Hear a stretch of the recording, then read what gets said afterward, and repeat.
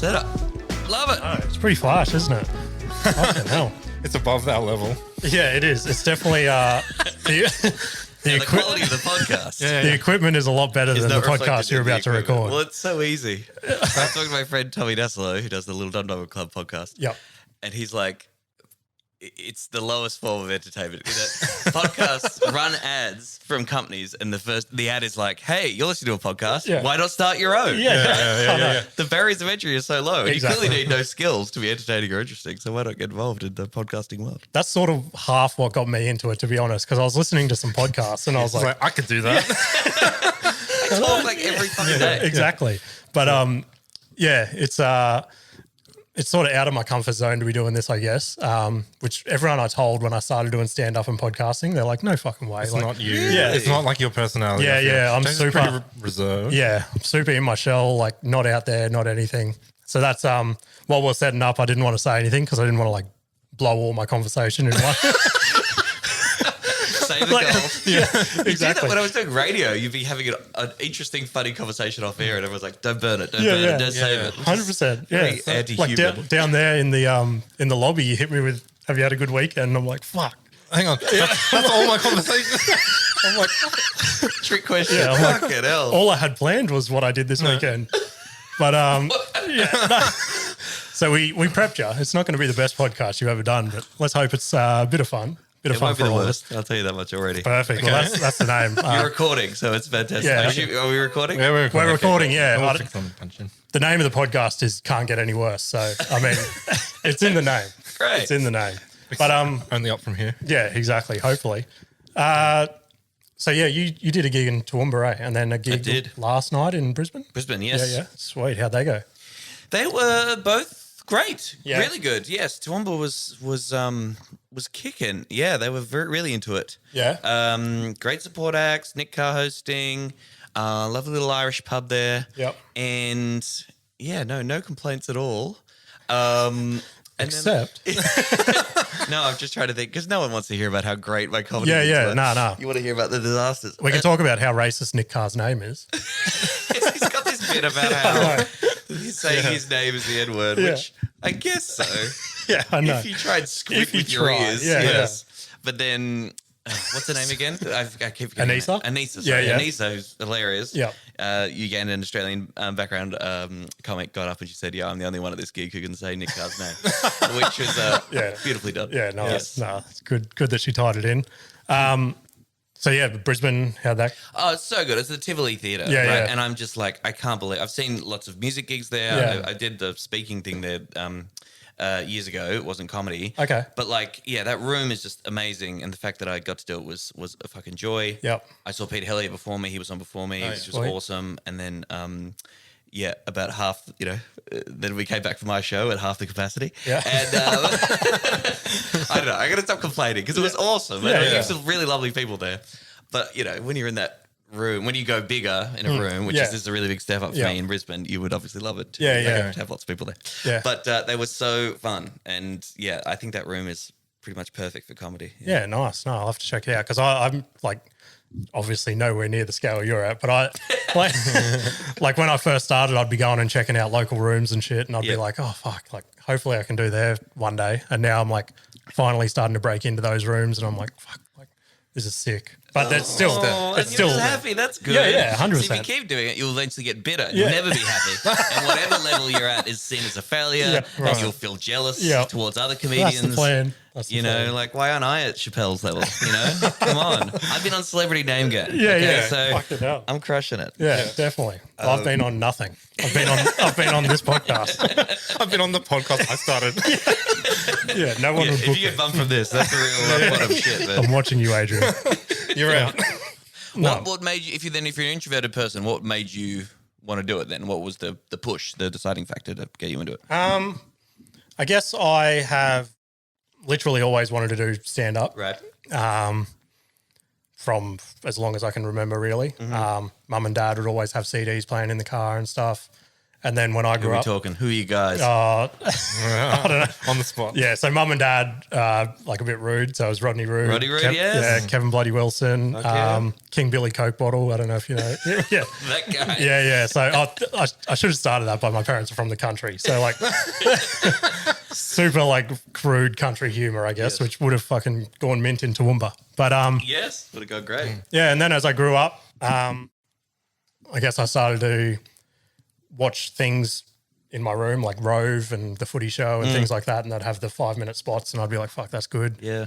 And then it just kept growing, and then I found the American comedians, and I was like, "Fuck." And then I don't know, about a year and a oh no, because I did my first stint probably 2 years ago. I did 2 spots, and then work on the way and stuff like that. And I was just like, if I don't do it now, I'm never going to do it. Like, Yeah.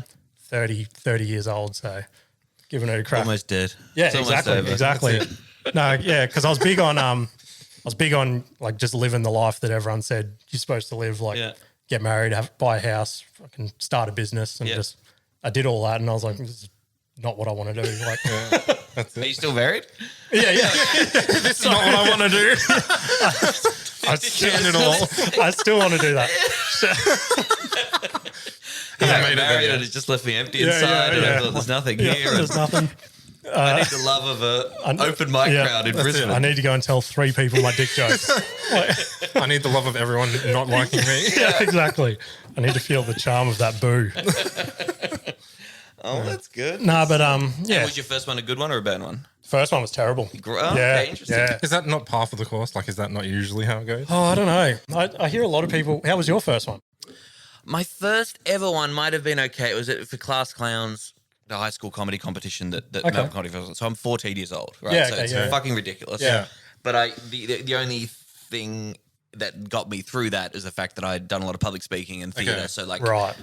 yes, desperate need for attention, had a level of confidence on stage. Yeah. The material was almost certainly dog shit. Yeah. But I think if you just have some projection of confidence in Yeah. those kind of things when everyone's shitting their pants, then Yeah, you yeah, kind of come across sure. okay. Oh, But Hughesy's first one was an absolute bomb, and Was it? it's very Let's bring interesting. that up. Is he a big listener to the Couldn't Get Anywhere? You could be. I'm angry. Fuck you. I killed. Best crowd ever. Never forget that. But yes, it's interesting. I mean, I think, obviously you got one or two options. You either do well or don't do well. But yeah, some people do well their first gig and then therefore that's what causes the addiction. They're like, I'm going to do this forever. And some people bomb and then either never do it again or they're like, I never want to feel like that again. Yeah. And will return to the stage. Yeah. I think luckily I got a good bunch of people at the gig I did. Yep. Because I was watching all the specials and stuff, and I'm like, well, 5-minute spot, I've got to have a 5-minute story. And I was just Okay. obviously first time up, not knowing what I'm going to do. It was just 5 minutes of me dribbling shit that wasn't funny. So then I got off, and one of the guys, or a couple of the guys came up, and they're like, the premise is funny, Yes. but you spoke Too for long. way too long. Yeah. Way too long. They're like, next set, try and get maybe 3 or 4 of those and just try and compress them. So I Yeah. did that next time and like did pretty well. Okay. And then, the whole business thing I was saying that I had got in the way. Right. So I stopped for about 10 months and then shut the business down and tried to go all in on this. Oh, So, wow, man. yeah. Nice. You never been tempted, Adrian? I don't think so. I live vicariously through James's experience. How unfortunate. Very sweet. Yeah. Yeah. No, I reckon Adrian should have a crack one day. I don't know. I don't know how I deal with like not doing well. I don't know. Yeah. It sucks. Yeah. So I've heard.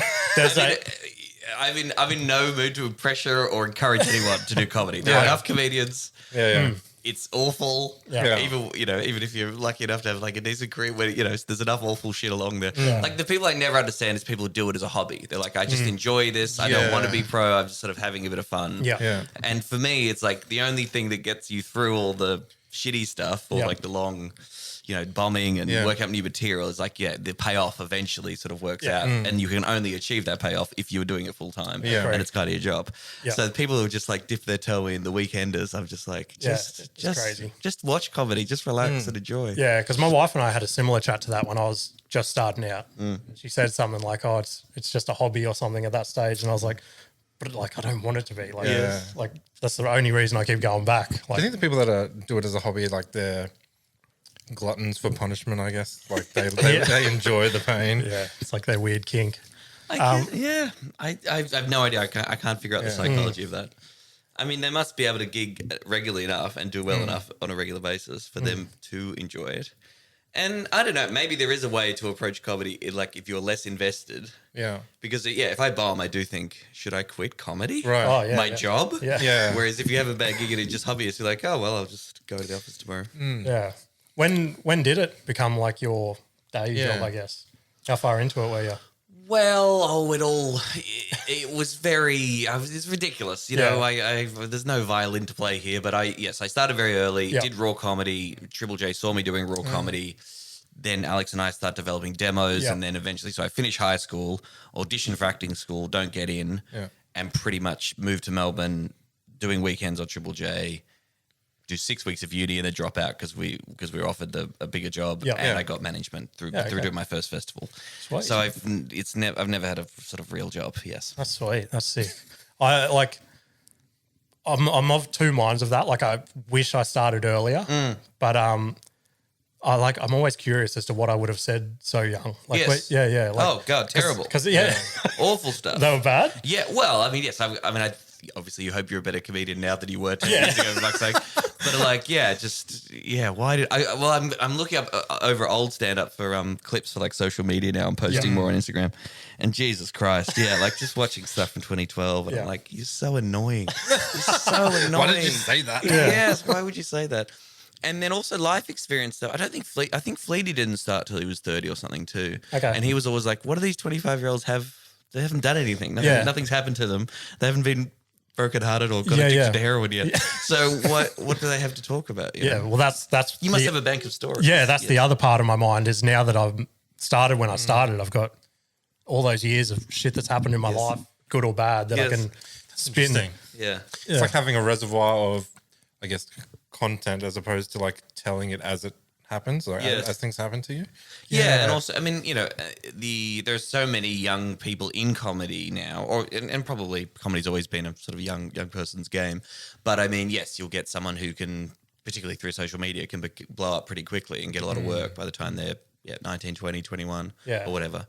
And then, well, also for me, I just found like my comedy caught up with my life. So I ran through all my stories that I had up until age 21. Yep. And then all I had was my stories about being a full-time comedian, which, who gives a fuck about that? Yeah. So, seems a lot of people. So, yes. But you should do a stock take if you get, like, think of every story you've told at a party or whatever. Just write it all, like, huge bank. I can show you on my phone after, but I'm probably, whenever I come up with something, I've got this app on my phone where everything is organized in files and stuff, and then I've got that broken into like whether it's still a premise, whether I've like done the first revision on it, all the way broken down to like the final folder that says this seems to work for now.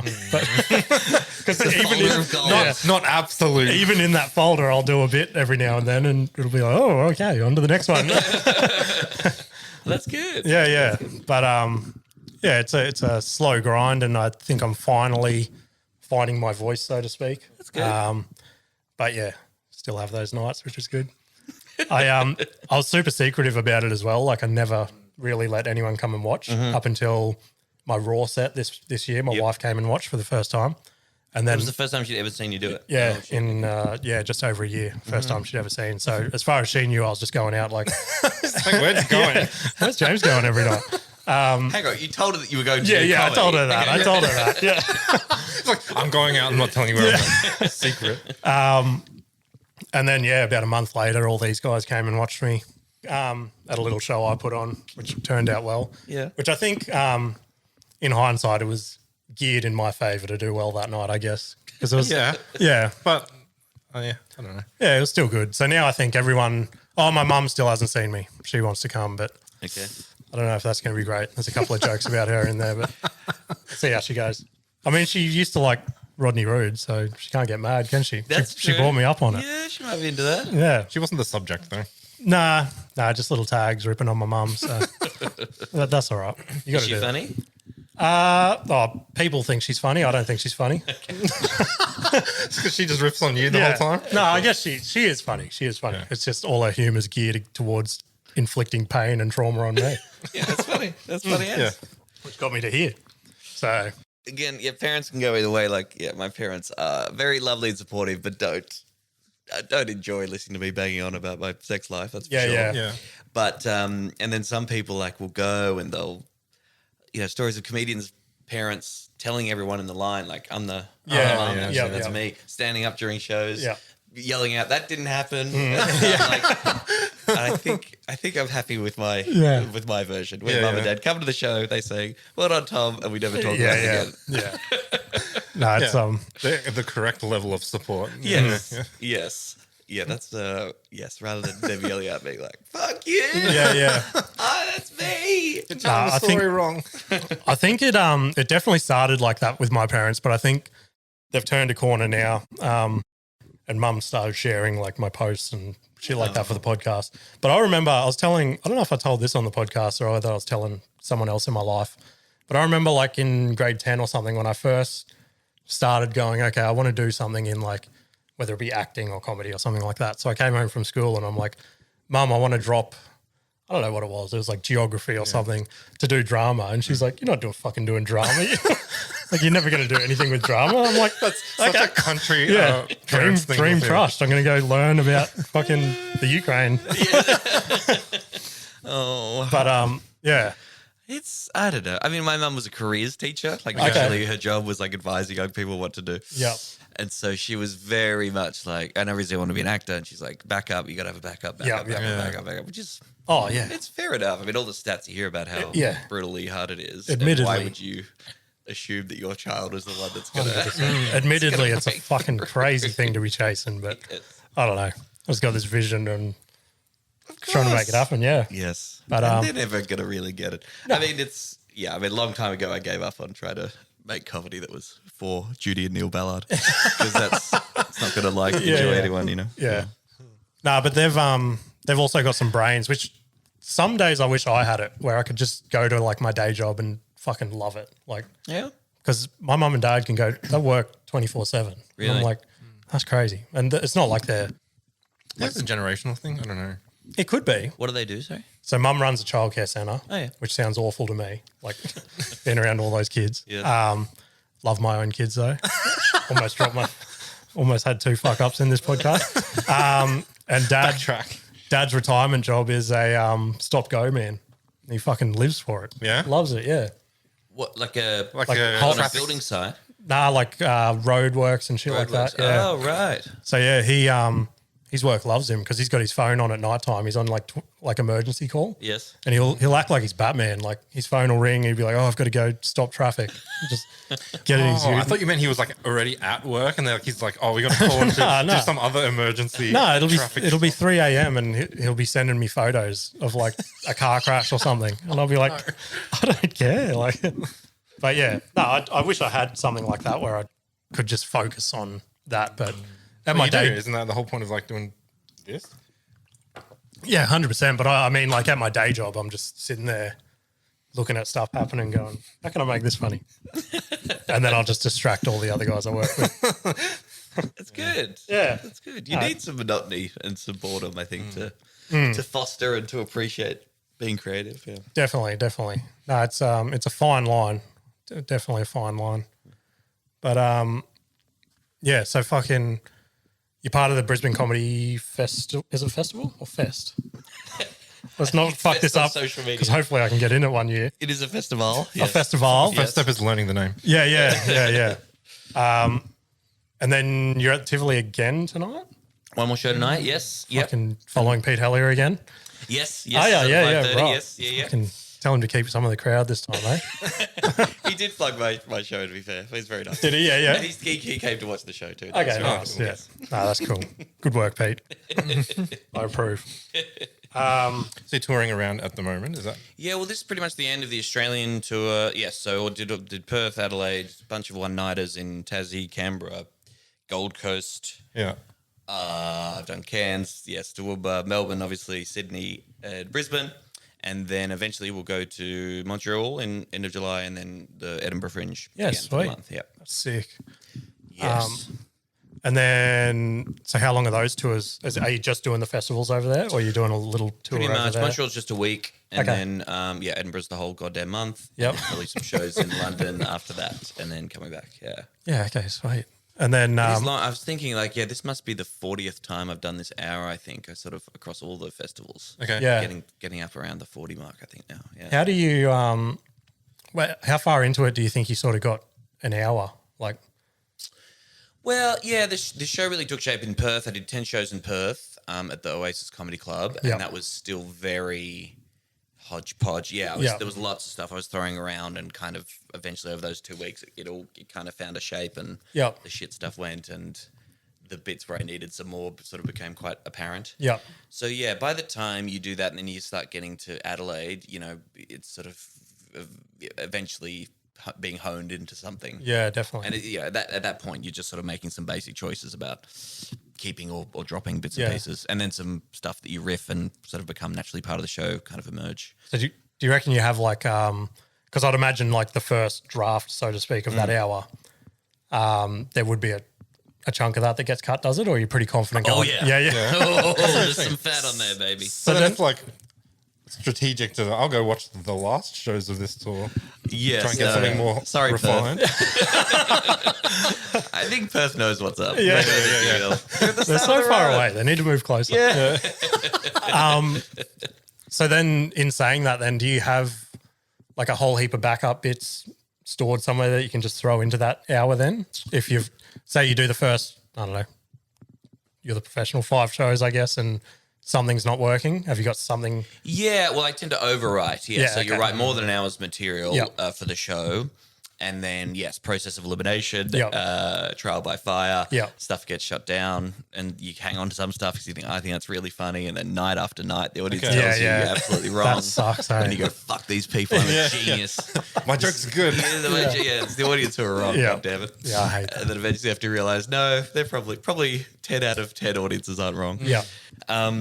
And then order is often the thing too, where it's just like you've just got to crack the right order, or you Yeah. just feel like this is not flowing in from this bit. And if you want to do some callbacks and sort of structuring it around a little bit, but I kind of love it. I mean, still the most addictive feeling is when you've got new bits and they work, right? And you're not sick of them. Yeah. You're not on autopilot when you're doing them, and you're really enjoying delivering them. And then when you can do that in an hour, when the hour feels actually, I think, maybe the 7th or 8th show in Perth or something, it was like I was ending the show and it all felt like things kind of clicked into place. Yeah, That's nice. very satisfying, yeah. Yeah, I know what you mean about, obviously, again, not to the scale, but the whole Raw thing that went on a couple months ago. I got to a point with that 5 where I got it pretty good, but it just felt so stale when it got to the end, and I was just so excited for Raw to finish. Yes. Just so I could like start doing new bits again new and stuff stuff. like that.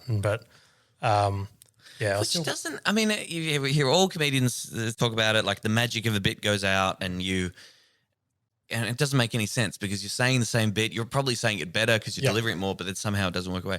But there must be something to do to fix that, because Americans spend years on the same goddamn yeah, bit. exactly. And by the end of it, it's better than ever. So there must be something that you can do as a comedian that means you don't just, a bit doesn't just sort of disintegrate over Yeah, time. yeah, Like, definitely. You've got to keep the magic in there somehow. I have no idea how. It's good now that I'm doing the new stuff. Obviously, it's not working all night, every night. Sure. And it's just good to finish on like a joke I was doing for Raw Yep. that I know is going to fucking do well. And it's just like, then I pick the crowd back up and they're like, oh, okay, James isn't a piece of shit. Like, So self-deprecating. yeah, 100%. I think you got to be. I'm super self-deprecating. I've never been someone to come off stage and be like, fuck yeah, I crushed it up Crushed there. it, Like, yes. I'll always come off stage. Someone will go, oh, how do you reckon you went? And I'll be like, like, all right. And they're like, you did well. I'm like, yeah, okay. I'll listen to the recording on the way home. Then I never do. Well, the recording is always either if I think I'm killing, the recording tells me that I did not do as well as I thought. Yeah. Right. And if I'm bombing, I listen back and go, it wasn't that bad. Yeah, that was another tying it back to Raw again. So I did it at the Sit Down Comedy Club, and they give you the option to buy your tape after. So I was like, My God. yeah. So I'm like, okay. How much? Fuck, what was it? $75 or something? What? Yeah. For 5 minutes? They got you. Yeah, no, wait. Deli, you cunt. They Come send an email saying normally it's $155, but for Raw we're going to give it to you for $75. And I was like, this is Do a they just bargain. record everything that goes on? Like, Yeah, they've got a full like setup and shit with all different camera angles and stuff. But anyway, my first set for Raw, I got up there and I did well. Like I made it through to the next round. And because my wife had never seen me and some of the bits are about her, I was like, I'm going to show you this video before you come and see me live. Okay. I don't know what happened to the recording or something. All the laughter was gone. I promise there was laughter. I swear there was laughter. So because I legit got the email just before she got home with the recording. So I've put it on the TV, hit play, and I'm witnessing this firsthand with her. And I'm like, I swear people were laughing. Like, so then I had to get my phone. I had to get my phone out of my pocket and play the recording I had going in my You pocket. interjected your own laughter. Yeah. I'm like, hear the laughter. Like, it was good. But then I bought the video for the semi-final, and that one was fucking so much better. So much You got laughter. the last. Okay, so it's not a constant feature. Nah, Sit down. Nah, because I see people post their sit down clips, and I was like, that's why I'm going to buy it to like clip it up for Insta or something like that, and then no one's seeing that one. Ugh. Maybe the semi one where there's like laughter and shit, but The price should relate to how well you did, right? So if you bombed, it should be like $5. yeah. And if you killed, he's like, okay. Then how does it like? Who gets to judge that then? I guess. Me. Yeah. Okay. They'll send all the clips to you. Yes. All right. That's $50. That's 75. That would feel terrible. This one they should have to pay you. Yeah. To take it off their hands. That's how badly you did. Yeah. We're not keeping this this Yeah, data in it's our taking up storage. too much storage. Fuck storage. And you just wrapped up your own podcast? I did, yes. Like I'm a 6-year-old interview podcast that I did for about 8 years. Yep. And I enjoyed it, but yeah, it was just getting the time and effort involved was just too much. I do this other podcast called Serious Danger with my friend Emerald Moon, which is about the Greens. And we've got like a Patreon with that, and we've got a producer, and I just get to record that. And then he takes care of it. So that's what you want. Yes, I think podcasting has got to the point where it's like, yes, you've got it to do it seriously and to actually sort of find the audience through. You need to invest and kind of 100%. spend a lot of time on it. That's sort of where we're at with this whole thing. Like, we know that next step we want to take, but it's such an investment. Like, sure. Especially with everything else going on as well. Like, well, if you're working a day job, you're competing with people who are doing it full time. Exactly. Yeah. Yes. Yeah. That's another thing with the whole stand-up thing is like I go to some gigs and I'm talking to people that either A, don't have a day job or B, they're just on like, I don't know, a 4-hour shift at Kmart or something. I'm like, fuck, you've had all this time to like write jokes, and I'm like pulling my hair out trying to manage someone else's business, and fucking then I've got to try and come and be funny. I'm like, fuck. Yes, it's just so much to juggle. But yeah, can't wait till I can hopefully one day make that step to, And you've got kids, did you say? Yeah, 2 boys. 2 boys. Yeah, How old are they? One is 3. Jesus Christ. No, mate. because one's got a birthday next week. So he's 3. So I've got to go from saying he's 2 to 3. Okay. So let's say he's 3 for this podcast. And the other one is 6. Okay. Yeah. Yeah. Solid. Yeah, it is solid. So yeah, they're Do they understand Daddy's fondness for jokes? so the older one, that's gotten a bit hard lately. He started to be like, oh, I don't want you to go out to shows and things like that, which sucks. But I'm going to be like, He hates your act. Yeah. You haven't got it, Daddy. He's Not funny. You're never going to make it. He's a harsh critic.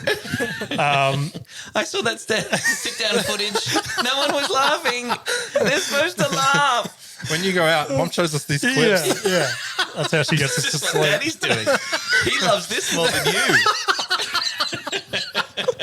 Oh, fuck. This is too accurate.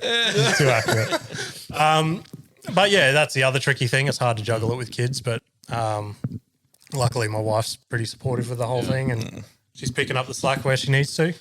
Or not where she needs to. Oh, my God. Don't listen to this episode. Queensland. Country comedy. No, we're good. But yeah, a lot of stuff to juggle, but I feel like it has to be done at this point. Otherwise, I'll never do it. And are you on TikTok? Is there Only a new one? Is a new comedian? Yeah. Only the podcast is on TikTok. Gotcha. My Instagram as well is mainly just me putting photos at this point. Just comes down to the whole confidence thing again, I guess. Okay. But eventually I'll get videos up there. But I just also don't want to, which I mean, all for it if they can. But you see some of these TikTok kids post a video, blow up, and then sell out a theatre tour, and they don't have a solid hour or something. Yes. So I somewhat want to do it the old school way as well. But then I know the new age is fucking all on socials. So it's something I'm trying to juggle, yeah. How do you feel about the whole social? Oh, yeah. Well, look, yes. My management was like, you need to post more stuff. Yeah. And it does make sense because I do have a fair amount of shit out there and repost. And I think I was like, oh, it's all out on YouTube, but no one's fucking watching it on YouTube. Right. So, yes, that Instagram, I'm not on TikTok. I refuse to engage. Yeah. I drew the line there for whatever reason, which is probably a mistake. Yeah. But, yes. So if you've got all the footage there and it's just sitting there, no one's watching it, and, you know, you can clip down to... I mean, I am concerned about the level of attention that people are prepared to invest, and people saying like, you know, 30 seconds, and I'm like, well, that's not Like, how can you cut it down and cut it down that much? Yeah. Yeah, that's the other thing. Like when I'm editing the clips for the podcast, to get to that final laugh we all had a big laugh on, Right. I've got to try and clip 4 minutes of conversation. So it still makes sense if you're watching along, Yes. but then you hear all the things where people only want to engage for 20 seconds or something, and it's like, how can you fit that into 20 seconds? But No, and that's got to do something to us as I know. a society. Like we can't.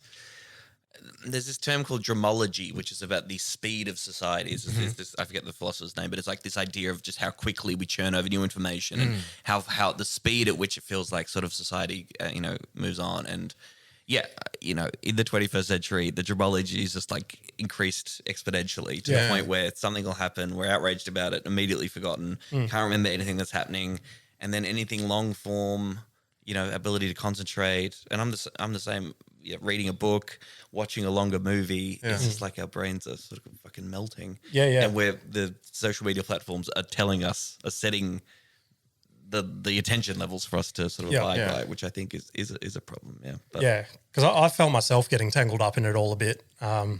So start of this year, I had a digital watch and a smart watch, and I went back to it. Like, it took me so long just to look back at a watch and go, fuck, what time is that?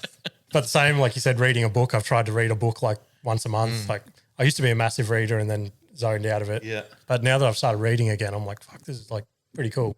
do you have to turn your phone off when you read a book? No, but I can't say I hold the two things at the same time. Well, you just hear like dings or Not in my something, head, and you're no, like, or even just my brain will be like, really? I've read 3 paragraphs here, but that's plenty of time for someone to tweet Right. something. Okay, yeah, It's right. crazy. Yeah, No, so I don't have turn that. it to airplane mode and put it away from me if I want to seriously sit down and read a book. Yeah. How do you feel then? I don't know if you've been to like any of the international comedians that have come where you have to lock your phone in the Yonder bags. Oh, yes. How do you feel then? Well, they're fine as long as the show's good, Okay, which right. was not the case with Chris fucking Rock. Oh, my God. Not a fan? I love Chris Rock. Okay, right. He's one of my favorite comedians of all time. Yep.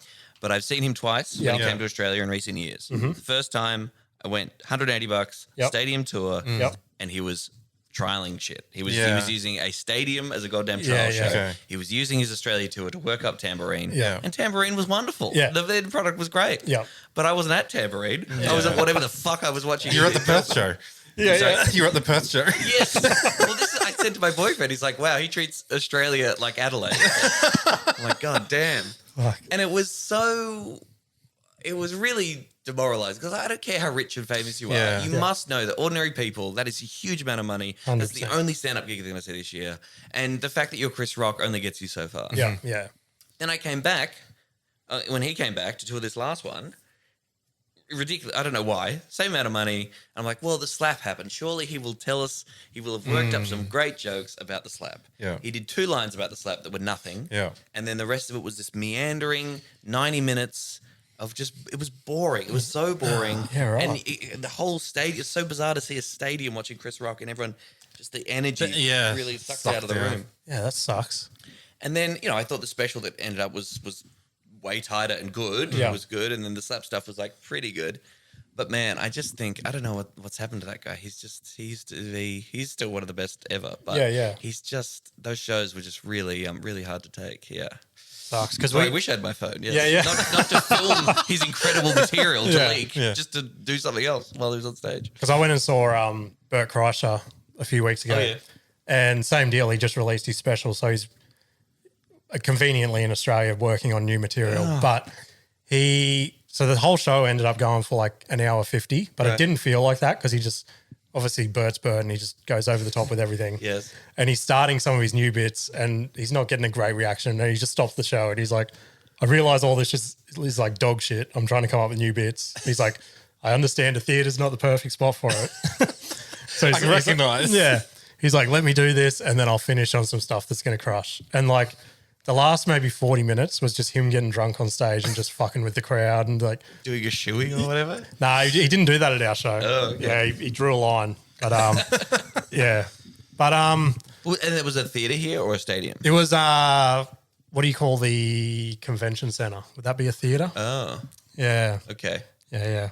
But there's normally sports stuff in there? No. I don't know what I think they do everything in there. The exhibition centre? Yeah, exhibition center. okay, right, Yeah, right. but they had it set up. It was all like stadium seating, I guess, okay. with a stage like- in the middle. Yeah, it's concerts and things. Yeah.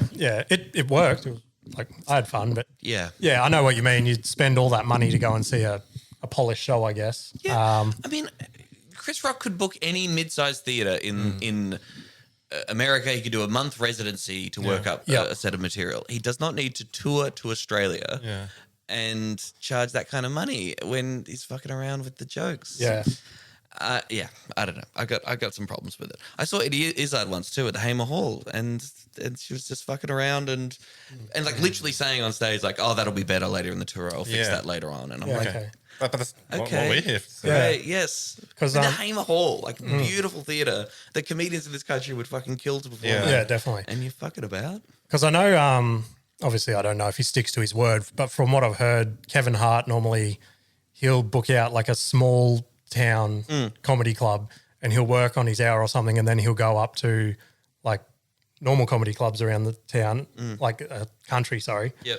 And then he'll go into theatres, and if it's not working there, he'll peel right back to the start and start working on it again. Oh, interesting. And each level he goes up, if something's not working, he'll go all the way back to the start before he gets to these stadiums and shit, which I think's like it's not only good for him but good for the crowd as well. Yes. Like we were just talking about. Like you don't want to go and see Kevin Hart and he's just like, oh shit, that wasn't funny. Like you want Kevin Hart. Stadium. Yeah, exactly. The stage is echoing. Yeah. Like thousands of people Yeah. going, just bombing. Like, and it's really something to bomb in front of that crowd because these are people who have paid huge amounts of money to see you, Exactly. right? And in Australia, it's like we haven't seen Chris Rock in ages, so he's going to be the best. Yeah. So yeah, it's really it's like celebrity brain. When you've been that rich and famous and hailed for such a long period of time, it clearly does something to your brain and your perception of what is and isn't acceptable. Yeah, definitely. Yeah, that's probably one of the first not bad words I've heard about Chris Rock, but like critique, I guess, which is Of the cool. show? Yeah, Really? which is cool that you can critique him like that, I guess, because normally everyone will just be like, "Oh, I saw Chris Rock and it was the best night of my life." Like, Then that's the loot. That's Yeah, money. exactly, That's exactly. Like, I paid $180. It had to be exactly, good. yeah. And I'm not. This isn't even just. Oh, I'm a comedian, so like I Yeah. saw through the act. No. I'm telling you, the people in that stadium were not having a good time. Yeah. Right. They And- tricked themselves into thinking they had a good time. Yes, definitely. and it's very hard to imagine them being like, "Yeah, I've got to go back to that, or I got to see that again." Yeah. Or being willing to see Chris Rock again. Now, again, I love Chris Rock. Yeah. He can be the best. He is. He's Yeah, one of the yeah. best comedians of all time. But god damn it, those shows. And I was angry at myself. The second time, I'm angry at myself. Yeah. For believing that things were Oh, going to things could get better. going back to this abusive. Oh, you'd relationship. imagine. Was it the same tour? Like the same time he was in the country? No. The first one was Oh, right. 2017 doing Tambourine, and then it was Yeah, right. last Well, year. Yeah. No, you'd expect. No, yeah, you'd expect the next one to be better than for sure. But he's just doing the same process. that's it, yeah, Like, like, I'll that's just do a his tour process. trial It's like- of I suppose. Australia. Yeah, that's true. That's Like, true. this is where I work out my stuff, and then move. Yeah. Well, any of those tough. people that weren't happy with that, come watch me at the Walrus Club tonight. See, I'll There do. you go. I'll do one good joke for you. When you're working out new stuff, you're not charging $180. No, which is no. very big of you. Yeah, it's noble. You I respect do it for the. I yourself. do it for the people. So support me. Yeah, but nah. How do you work out a new bit then? Like being, do you like, obviously you don't do open mics and stuff like that anymore, or do you still drop in from time to time? Not like open mic stuff. Yeah. No, I mean, new material nights. We have Okay. trial shows as well, which my management puts on. They've got this little theatre in their office, and they're free. They go to a mailing sweet. list. Now, sometimes those can be like deeply demoralizing. Yeah. Yeah. Not because it's like, you're doing new material, some of the stuff's not going to work, but the people who come to that are just in no way invested in you in any way. Okay, yeah. So it's sometimes a little bit like sometimes I'll do better at a paying audience in front of people who might have a vague idea of who I am as opposed to people who come for free. But there's just, no other way to do it. And then even once you get a show together and you're doing a festival charging money, it takes a few, like preview shows are pretty previewy. Yeah. Do you find it easier than if someone's paying to come and see you that they're invested in your show, I guess, or not really? The theory is, a free comedy night. There is just sometimes now as a comedian, if you're not being paid and if people haven't paid to come, then you do feel like you have license to fuck around a lot, to try brand new stuff, to read off notes. I think that's all fine. Yeah, that's all no worries. But yes, some people would say that even just a small price signal of like $5 just gets the audience relaxed Invested, to the point where like, okay, there's some kind of professionalism going on here. And yes, we're invested in this being a good show. Because we had that talk a little bit about, like, so if you're going to put on your show, do you make it free or paid? And we said, like, people who have paid money are probably, like, they are there to watch the comedy. Yeah. And then I guess what you were saying about people that pay specifically to go to one of your shows, that's like another step beyond that. Like, they're specifically paying to watch you. Yeah, definitely. You're coming for the name, so to speak. Yes. And then it backfires when you're Chris Rock and come to Yeah. the show. God, all the Chris Rock defenders are going to come after me now. No. I stand by it. If you weren't at the show, you don't fucking know, man. Yeah. Don't worry, it's just my mum and dad that listen to this anyway. So Rodney Rood is a genius. Yeah, they probably don't even know who Chris Rock is. I went to see Rodney Rood once too, actually. Did you? At the Paddington RSL in Sydney. Okay. And it was quite an evening. Yeah. First half was just all classic, just the most the wonderful prop comedy, wonderful homophobia, insane insults left, right, and center, which is what you want. And then in the second half, and I don't know whether anything came of this, he was trying to do more storytelling, genuine storytelling about his actual childhood. Right. Okay. Which was kind of interesting, and it wasn't. And there were long gaps with no big laughs, and you would hear people yell out, be like, "Call me a cunt, Rude!" Like they couldn't deal with like just silence and him being insincerely telling a story. And then I don't know whether he was trying to build up like a one-man show or something about the childhood of Rodney Rood. Yeah. Right. Anyway, how long ago was that? This was years ago. I went with my friend Henry in Sydney. It must have been when I was living there in sort of 2012, 2013 kind of thing. Okay. Right. It's funny, like that was a while ago, but it's realistically not that long ago. And he was not. His health was not. He's had a few health ups and downs. He was not a hugely healthy man on stage. Yeah. I think he might still be doing shows. But yes, it was kind of fascinating to see. And he seems like a nice guy. Yeah. Yeah. I'd love to go to a show now then. Like, and see. Yeah, 'cause how does that play out, I guess, in the current climate of everything? Yeah, well, that was like, it was probably one of like the highlight nights of my dad's life, to be honest. Like, Rodney Rood came to a local pub near us. Like, we live in Logan, like shithole.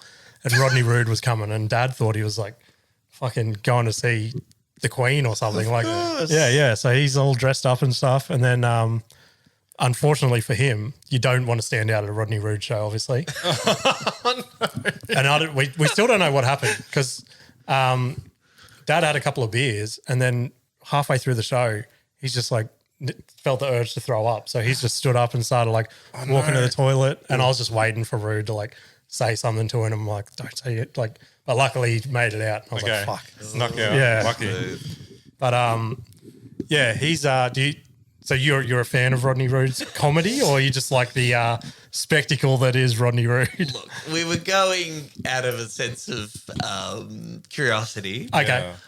I'm not going to like listen to a Rodney Rood album or watch a Rodney Rood special if that exists. But I guess you're fascinated about his place in the culture. There was that documentary, which I did a little interview for, the ABC did, Stop Laughing, This is Serious, which was about the history of Australian comedy. And it was pretty interesting to hear all other comedians, particularly of an older generation, talk about how he was the guy, or what he was doing was was pretty fucking wild. Yeah, and yeah. he was probably the first one to kind of break through and do that. Yeah, I think you could receive Rodney Rude exactly for what it is. Yeah.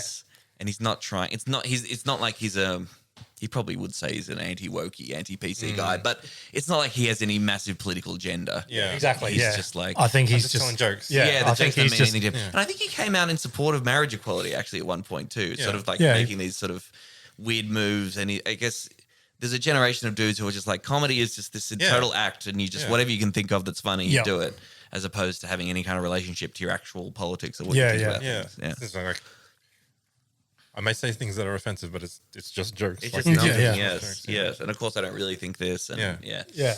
So it's tough that you have to like preface everything that you say now, like with that. Like, Yeah. if that's or do you think people like are putting their, I guess, politics into their routines or their acts? Like it comes through, or they can. I think that really varies with who you are. I mean, for me, I'm trying to get to something close to what I actually think and feel on stage. Politics will be part of my act. There are jokes I wouldn't tell because of my politics or the political implications of it. That's important to me. I think someone like Anthony Jeselnik, Jimmy Carr, these are dudes who have established an act very clearly that what they're saying means absolutely nothing. Yeah. There's no relationship to reality.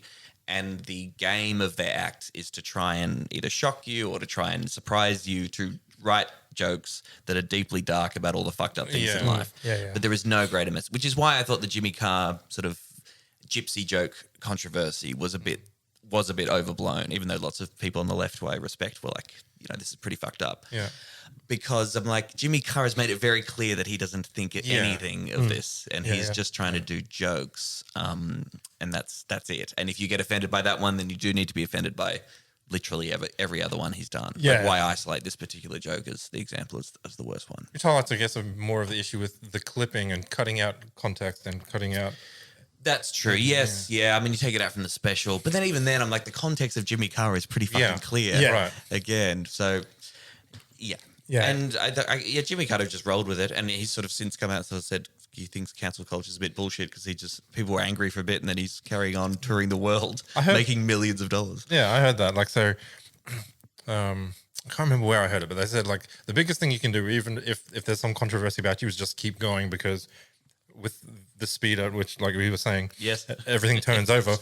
In 2 weeks, someone will forget about what you've done. But if you stop, then that's what you were remembered for. Like Like, because apology is like, all this pressure on you to apologize. And if you just don't apologize for long enough, if you just hold out, everyone does move on. Like that is how insincere a lot of the media outrage particularly is, and how short people's memories are. I like the way that like Ricky Gervais says something, but then so that he gets you thinking a certain way that's not the right way, and then he'll spin it back, and then he'll be like, "You're the bad person for thinking that."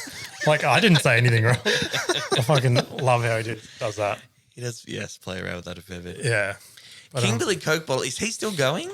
no idea. I honestly haven't heard from him since, like, I don't know, 2001 in my dad's VN Commodore.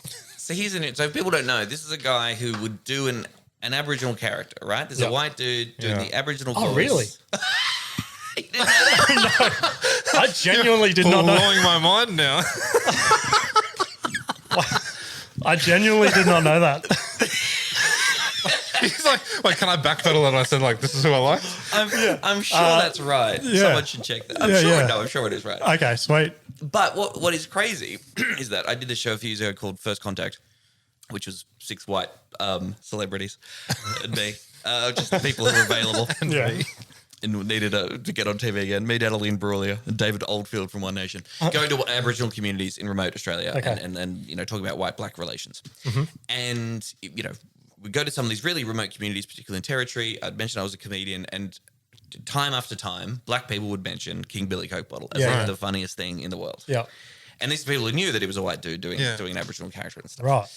And I'm not like a PC god mad, wokeness is killing the world thing, but it's just like, it's very interesting, yes, to be in that world itself, talking to black people about their perspective on this kind of comedy and how, left-wing inner city sensibilities are often way off the mark when it comes to that kind of stuff. I still don't think it's great. Like, some of the stuff is pretty cooked. Yeah, but, that's funny. Fuck, I did not know that. like, I need to go back and listen to this now. Yeah, I genuinely did not know that. Fuck, surely my mum and dad knew that. Yeah. Pretty sure Well, that's blown right. my mind. And I think, Kevin Bloody Wilson had some truly just like what I can only describe as actually racist material. Yeah. But Definitely. It's fucking, not the most. An 8-year-old probably shouldn't have been listening to it. But, Yes. Yeah, good parenting choice. Yeah. You didn't know what you were signing up for. Yeah, exactly. Dad had to stay awake for the long drives, and it's what kept him awake. So, fucking, it was either that or heroin. So, my dad doesn't do heroin. So. Fuck, my brain is literally blown off after that fact. I did not know that. That's got to be correct. I'm sure it is. I don't have my phone near me, but I'm sure it's correct. 100%. My phone's up here. I'll look it up. Carry All on. right. Yeah. Oh, hey, Adrian, what are you doing? I don't know. Just listening to you get your mind blown. Yeah. I don't know. It is actually important. Australian comedy history. You think that like lots of people, I don't know if I find the people who get offended most are not the people that are the subject of whatever was offensive a lot. So like, okay, I don't know if it's just my personality or not, but I can hear Asian jokes and be fine. But then a lot of people are like, you can't say that. I'm like, well, I don't care. Yeah. Yeah. Lewis Beers. It was an Australian comedian. He passed away in 2019. Was an Australian comedian who performed under the stage name King Billy Coke Bottle. He attracted controversy as his performance by wearing blackface to impersonate an Aboriginal Australian. Whoa, That's okay. fucking So nuts. To that level. Because people would have just heard the record where he said doing the voice, but he clearly would have toured and actually, I guess, done blackface. Yeah. That's what because that's all I know him as is just because they had crazy cartoons as like the cassette covers and stuff like that. Yeah. So I just saw like a crazy cartoon and the name and I was like, oh, fuck. Changing attitudes towards the use of blackface and towards racism in Australia, that's all fixed now, led Beers to receive less work in his later years. Despite the contents of his performance, Beers denied allegations of racism and claimed to have Aboriginal family members. He was born in the Netherlands. Well, I married into it. So I guess it'd be like by marriage. Yeah. Therefore, it's cool. In That's 2002, next level. Crown Casino cancelled a scheduled Beers performance after receiving complaints from various Aboriginal and other ethnic community groups. 2002, original cancel culture. Yes, there you go, back in the day. In the same month, Aboriginal activist John Kelly Country lodged a complaint against Beers with the Human Rights and Equal Opportunity Commission. After the commissioner terminated the complaint in 2003, they commenced proceedings against Beers in the Federal Magistrates Court in Darwin, claiming that Beers' performance breached Section 18C of the Racial Discrimination Act. A public apology. Went way up there. Whoa. Beers successfully represented himself in the case. Okay. Oh, fuck, that's a good telly movie. You gotta see that. Do you think he was wearing blackface in Colorado? This is what I meant. Surely not. Jesus Christ. Ernie Dingo was a fan, apparently. Okay. See, it's all very messy. Yeah, that's the thing. Everything gets messy when you're... Doing blackface, of course. Yeah. Probably don't bring that back, though, I reckon. No, definitely not. Probably leave that one. Definitely That's, not. Well, again, if you come and see me, there will be zero blackface. Right. Because you're a coward. Yeah. Because you're an All ultra right. PC gone mad. You won't do it. Tom Ballard put me up to it tonight, boys. Go for him, not me. Hey, come on. It was a dare and I don't it back was down. a dare. No, fuck. I'm sorry to be rude, but you're No, yeah, I reckon we're wrapping up right now. So, appreciate you coming on. No It's worries, fucking- guys. Lovely to meet you. Yeah, Yeah, it was good fun. yeah, definitely. And hopefully you crush at the Tivoli again tonight. Look, I sure hope so too. Yeah. And I'll It's crush. also uninterpreted, which is always Yeah, yeah. classic of like when I say sex things, they have to sign it. Everybody laughs. Yeah. There you go. There's your ticket price right there. Yeah, right. Well, if you watch Tom and you want to come and see someone bomb after that, come see me at the Walrus Club. But yeah, no, definitely appreciate you coming on, mate. Thank Thanks, you. dudes. Yeah, hopefully Appreciate next it. time you're in Brisbane, you come in again. Cheers. Perfect. Bye. Cheers, mate. Thanks.